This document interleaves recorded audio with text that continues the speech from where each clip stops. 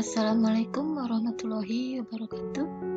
Kembali lagi dalam tutorial kali ini, saya Diahari Suryaningrum yang akan memaparkan atau menjelaskan soal jawab akuntansi manajemen. Jadi ada beberapa topik yang akan dibahas di sini, ya. Yang pertama, kasus 1 ini adalah informasi dari dua divisi di Spinfund Company, yaitu mengenai dua divisinya, ya, ada divisi reguler dan ada divisi simple, di mana masing-masing memiliki penghasilan bersih atau net income sebesar 60.000 dan 100.000, dan investasi modal untuk menghasilkan pendapatan bersih ini adalah 400.000 dan 500.000. Pertanyaannya, jika Spinfund Company membebankan setiap divisi 12% untuk modal yang digunakan, berapakah residual income dari divisi regular dan simple? Kemudian yang kedua, hitunglah ROI untuk setiap divisi. Manakah divisi yang memiliki kinerja lebih baik? Jelaskan. Oke? Jadi, di sini kita lihat bahwa ada dikenakan divisi itu 12% untuk modal yang dipakai. Modalnya adalah investasi ini, ya. Jadi, ini hitungannya. Penghasilan bersihnya adalah 60.000 dan 100.000. Kemudian ada beban bunga yang dibebankan oleh kantor pusat, yaitu 12% dari modal yang dipakai, yaitu 48.000 dan 60.000. Ini hitungannya, sehingga ada residual income sebesar 12.000 dan 40.000. Nah, dari sini kelihatan bahwa divisi simple itu memiliki residual income yang lebih besar. Sedangkan ROI adalah return on investment, berarti penghasilan dibagi dengan investasi. Penghasilannya 60, investasinya 400, maka 15% adalah ROI-nya. Sedangkan di sisi simple, itu penghasilannya 100.000, investasinya 15.000, ada 20% ROI-nya. Nah, dari hasilnya ini, ROI tadi juga lebih besar adalah di divisi simple sebesar 20%. Sehingga berdasarkan kedua ukuran ini, ukuran kinerja yaitu residual income dan ROI, maka diketahui divisi simple itu memiliki kinerja yang lebih baik. Oke? Itu sangat sederhana kan soalnya. Kemudian kasus 2. Nah, pada awal tahun ini, perusahaan Magic itu membuat program untuk meningkatkan kinerja lingkungan. Nah, berikut data keuangannya tahun lalu dan tahun ini. Semua perubahan, jadi jika ada perubahan itu karena ada perubahan di perbaikan biaya lingkungan, ya. Ada penjualan sebesar 20 juta, kemudian ada biaya operasi sebesar 8 juta. Nah, ada pelatihan karyawan, daur ulang produk sisa, dan seterusnya, dan biaya-biaya tahun lalu dan tahun ini. Diminta klasifikasikan biaya sebagai biaya pencegahan atau biaya pencegahan, kemudian biaya deteksi. Ini pencegahan itu berarti prevention, ya. Deteksi itu detection, kegagalan internal failure, dan kegagalan eksternal atau external failure. Jadi kita harus bagi biaya lingkungan ini menjadi 4 jenis ini, ya. Kemudian buatlah laporan biaya lingkungan untuk tahun terakhir. Kalau tahun terakhir berarti yang dibuat hanya yang tahun ini saja, tidak perlu membuat yang tahun lalu, di mana biaya dinyatakan sebagai persentase dari biaya operasi. Jadi biaya lingkungannya ini, biaya yang tahun ini itu dinyatakan sebagai persentase biaya operasi. Jadi artinya biaya ini harus dibagi dengan biaya operasi, ya. Apakah analisa saudara atas laporan tersebut? Jelaskan. Oke, mari kita lihat jawabannya. Ini udah saya jawab dulu, ya, biar cepat. Nah, kita lihat untuk klasifikasi biaya lingkungan, maka biaya pencegahan itu adalah pelatihan karyawan. Karena kalau karyawan itu dilatih, itu diharapkan akan mencegah hal-hal yang akan terjadi terkait dengan lingkungan, ya. Kemudian pengembangan peralatan. Peralatan itu dikembangkan kan supaya juga tidak terjadi hal-hal yang tidak diinginkan terhadap lingkungan, sehingga ini dianggap sebagai biaya pencegahan. Kemudian biaya deteksi adalah pengujian level kontaminasi. Jadi sebelum sebuah produk itu diedarkan ke pasar, atau semua buangan hasil itu akan dideteksi dulu apakah level kontaminasinya itu sudah boleh dikeluarkan ke keluar perusahaan. Jadi makanya dia disebut sebagai biaya deteksi. Kemudian biaya kegagalan internal adalah biaya yang terjadi sebelum produk itu ada di pasar ya, atau sebelum hal yang terkait dengan lingkungan tadi itu timbul di luar perusahaan. Jadi di sini adalah daur ulang produk sisa. Jadi kalau ada produk sisa yang kalau dibuang itu akan membuat lingkungan jadi buruk, maka dia akan didaur ulang dulu. Ya Mas, itu disebut sebagai kegagalan internal. Kemudian peralatan untuk pengendalian polusi. Nah, kalau perusahaan itu ada misalkan menghasilkan asap yang menghasilkan polusi, maka dibuatlah peralatan dulu untuk mengendalikan polusinya itu supaya tidak terlalu besar dan tidak terlalu tinggi. Maka ada peralatan untuk pengendalian. Ini juga sebagai biaya kegagalan internal, karena mau nggak mau asap tadi akan diproduksi oleh perusahaan. Kemudian biaya kegagalan eksternal adalah ketika sudah terjadi di lingkungannya, adalah klaim kerusakan lingkungan. Artinya ketika perusahaan itu secara langsung atau secara tidak sengaja atau malah sengaja ya mengeluarkan produk tanpa memperhatikan lingkungan, itu akibatnya dia mungkin akan didakwa atau dijatuhi hukuman atau diminta untuk membayar atas kerusakan lingkungan yang disebabkan oleh perusahaan. Maka itu disebut sebagai biaya kegagalan eksternal. Oke.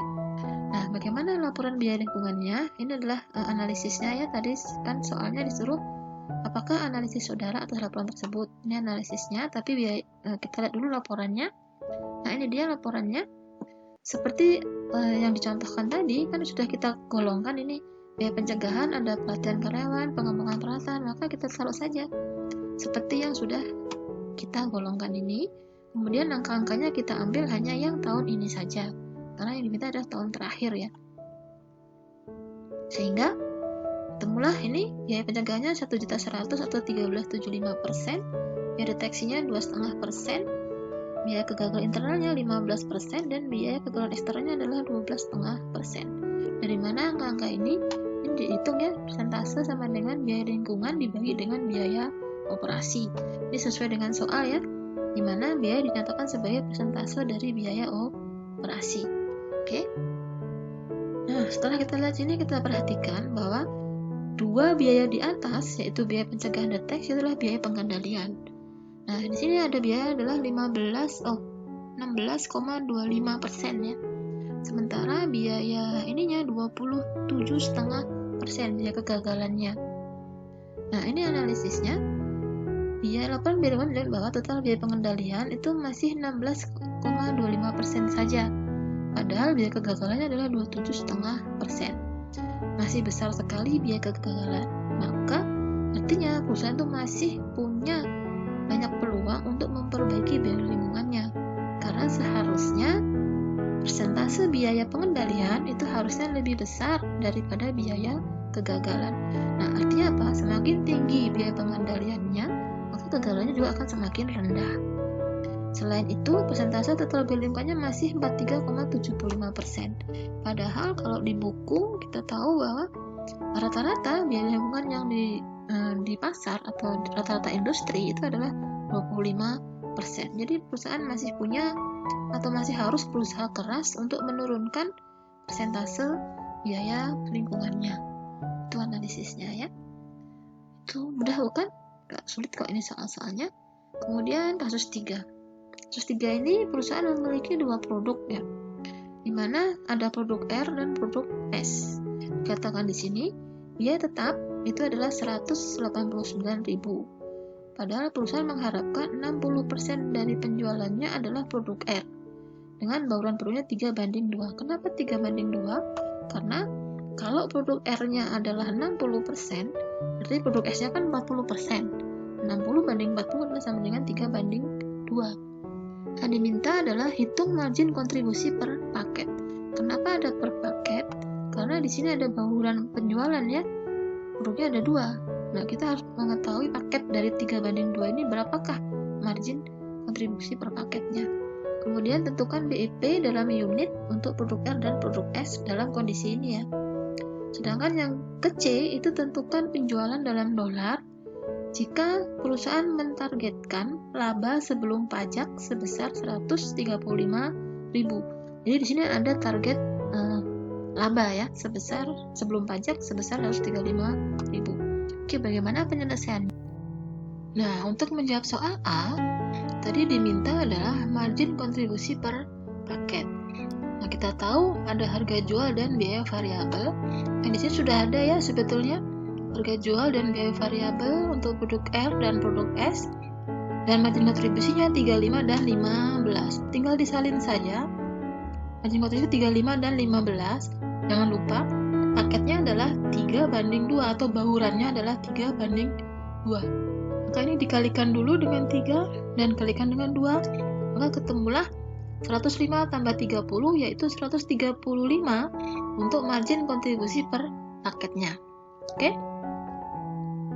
Nah, yang ke B, kita diminta untuk mencari berapakah yang harus diproduksi agar terjadi BEP. Nah, sesuai dengan rumus di buku, maka BEP itu adalah biaya tetap dibagi dengan margin kontribusi. Nah, karena di sini ada bauran produk, maka hitungan BEP dihitung dari biaya tetap dibagi margin kontribusi per paketnya. Sehingga yang BEP di sini adalah BEP paket ya. BEP paket adalah sebesar 1.400. Yaitu 189 dibagi 135 bauran margin kontribusi bauran paketnya. Ketemu 1.400 paket. Nah, untuk membuat R, produk R, maka tinggal dikalikan saja 1.400 tadi dengan baurannya. Kalikan 3 dan kalikan 2. Maka secara produksi akan terjadi BEP, yaitu dengan memproduksi R sebesar 4.200 dan memproduksi S sebesar 2.800 atau total produksi untuk kedua produk tadi adalah 7.000 unit. Mudah bukan? Jadi cukup saja dengan rumus di buku, yaitu ada biaya tetap dibagi margin kontribusi. Sedangkan untuk soal C tadi dikatakan ada target laba ya. Sehingga kalau ada target laba, maka maka produksi atau penjualan yang harus dicapai ini diminta penjualan dalam dolar, bukan dalam unit. Maka penjualan itu kalau selama tadi untuk BIP saja adalah ini biaya tetap dibagi dengan margin kontribusi, maka kalau mencari dolarnya adalah ditambahkan saja karena ada target laba sebesar 135.000. Oleh karena itu untuk jawaban C itu 189 yaitu biaya tetap ditambah dengan target labanya dibagi dengan margin kontribusi paket, maka ketemulah 2.400 paket kalau perusahaan ingin memperoleh laba 135.000 sebelum pajak ya. Oleh karena itu paket tadi dikalikan dengan dikalikan dengan baurannya itu 3:2, kemudian dikalikan dengan harga jual. Kenapa dikalikan harga jual? Karena seperti tadi soal dibilang adalah penjualan dalam dolar. Sehingga harus dikalikan dengan harga jual. Harga jualnya 80 dan 30 seperti di atas ini. Sehingga kalau kita kalikan 2.400 dikalikan 3 kalikan 80 ketemu 576.000 penjualan untuk R, dan untuk S penjualannya adalah 2.400 paket dikalikan dengan 2 unit dikalikan 30 maka ada 144.000. Sehingga total penjualannya adalah 720.000. Oke? Itu tadi adalah jawaban untuk kasus 3 ya. Kemudian sekarang kasus 4. Kasus 4 ini tentang sebuah perusahaan yaitu Mouton Incorporation memproduksi 50.000 komponen per tahun. Data biaya per unit, perhatikan ya, biaya per unit adalah sebagai berikut. Ada biaya bahan baku langsung, TKL, BOP variabel nih ya, salah ketik, dan BOP tetap. Sehingga total biaya per unit adalah 40. Nah, Mouton itu didatangi oleh pemasok dari luar yang menawarkan untuk menjual komponen kepada Mouton dengan harga 35 per unit. Nah, sekarang sebaiknya Mouton itu apakah tetap memproduksi sendiri atau membeli dari pemasok luar dengan harga 35? Nah, yang diminta adalah apa efeknya terhadap pendapatan jika Mouton memutuskan untuk membeli dari pemasok luar. Jadi di sini udah diputuskan dulu. Kalau membeli itu apa efeknya ya? Kemudian yang kedua, diasumsikan bahwa Mouton itu dapat menghindari 700.000 dari total biaya tetap jika membeli komponen. Jadi kalau membeli komponen ada opportunity cost sebesar 700.000. Nah, sekarang apa pengaruhnya? terhadap pendapatan jika muton itu tetap membeli komponen dari luar. Oke, kita lihat di sini. Yang pertama, kalau membuat sendiri, biayanya adalah 50.000 komponen ya. Kita perhatikan di sini, biaya tetap itu tidak kita tambahkan karena biaya tetap ini meskipun membeli pun mau apapun, memproduksi juga ada biaya tetap, membeli pun tetap biaya tetap itu tetap ada. Jadi kalau ada dua pilihan biaya yang sama antara yang kita alternatif yang ada, maka biaya tersebut adalah merupakan biaya yang tidak relevan. Oleh karena itu yang relevan adalah hanya yang variabel saja, yaitu bahan baku, tenaga kerja, dan BOP variabel. Kita kalikan 50 komponen dengan biaya per unitnya, maka ketemulah ini 1.500.000 kalau membuat sendiri. Sementara kalau membeli itu 50.000 tadi kan harganya 35 ditawarkan oleh pemasok. Maka kalau membeli, perusahaan harus mengeluarkan biaya sebesar 1.750.000. Nah, maka tadi jika Muton itu membeli, Muton akan ada penurunan pendapatan. Kenapa menurun pendapatannya? Karena kalau dia membuat sendiri itu biayanya cuma 1.500.000. Tapi kalau membeli biayanya adalah 1.750.000. Akibatnya kalau dia memutuskan untuk membeli, pendapatannya akan turun sebesar 250.000. Paham ya? Nah, sekarang yang B. Terus soalnya tadi. Nah, di B di sini ada opportunity cost yang dapat dihindari sebesar 700.000 ya. Yang dapat itu avoidable cost, Jadi biaya yang dapat dihindari itu avoidable cost sebesar 700.000 dari biaya tetap yang ada. Oleh karena itu, kita lihat di sini. Kalau membuat sendiri, ya kalau membeli bisa dihindari, berarti dia secara membuat sendiri, biaya tetap tadi akan masuk sebagai komponen biaya di sini, ya kan? Akibatnya adalah bahan baku, TKL, dan WOP yang variabel tadi tetap sama perhitungannya, hanya saja sejumlah biaya tetap yang dapat dihindari tadi ditambahkan di sini sebesar 700.000. Sehingga perusahaan akan mengeluarkan biaya jika memproduksi sendiri sebesar 2.200.000. Oke. Sedangkan kalau membeli kan tetap sama, yaitu sebesar 50.000 kalikan $35, yaitu sebesar 1.750.000. Oleh karena itu, jadi jika motor itu membeli, maka akan ada kenaikan pendapatan sebesar 450.000. Kenapa kok naik? Karena biayanya itu lebih kecil kalau membeli dibandingkan kalau membuat sendiri. Oke?